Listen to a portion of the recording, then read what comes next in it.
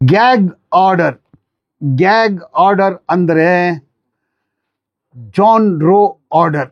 John Roe order ಅಂದರೆ ಅದು ಒಂದು ಅಮೆರಿಕನ್ ಕಾನ್ಸೆಪ್ಟು. ಅದು ಭಾರತಕ್ಕೆ ಬಂದುಬಿಟ್ಟಿದೆ. ಅಂದರೆ copyright act, intellectual property right, ಇದರಲ್ಲಿ ಜಾನ್ ರೋ ಆರ್ಡರ್ ಅಂದು ಕೊಡ್ತಾರೆ. ನಮ್ಮ ಭಾರತದಲ್ಲಿ ಅದಕ್ಕೆ ಅಶೋಕ್ ಕುಮಾರ್ ಆರ್ಡರ್ ಅಂತಾರೆ.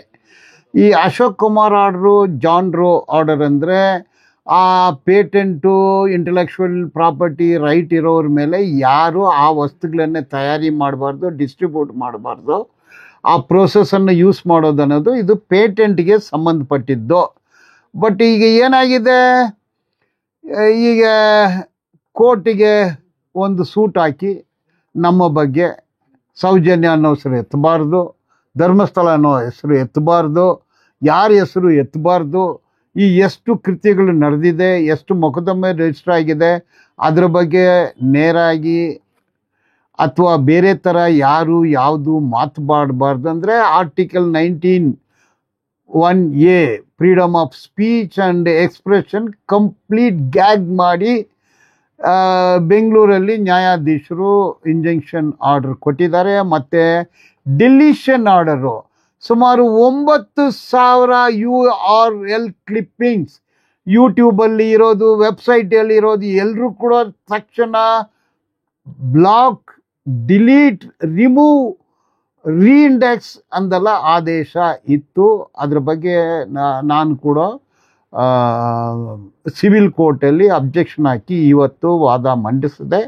ಈಗ ಮಾನ್ಯ ಕರ್ನಾಟಕ ಉಚ್ಚ ನ್ಯಾಯಾಲಯದಲ್ಲಿ ವಾದಗಳೆಲ್ಲ ಕೇಳಿ ಅದನ್ನು ರದ್ದು ಮಾಡಿ ಕಳಿಸಿದ್ದಾರೆ. It is a great order for the YouTubers, whistle blowers and human-minded persons who wanted to protect A+, L+, marginalized, vulnerable section of the society, more particularly victims of rape, serial murder, mass rape, mass burial, mass murder in a particular place.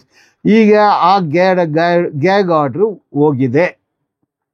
ಇದು ಒಂದು ಒಳ್ಳೆ ಸುದ್ದಿ. ಅಂದರೆ freedom of speech and expression very important ಅನ್ನೋದು Karnataka high court ಮಾನ್ಯ ನಾಗಪ್ರಸನ್ನ ಪೀಠದಲ್ಲಿ ಇವತ್ತು ತೀರ್ಮಾನ ಆಗಿದೆ. It's very good.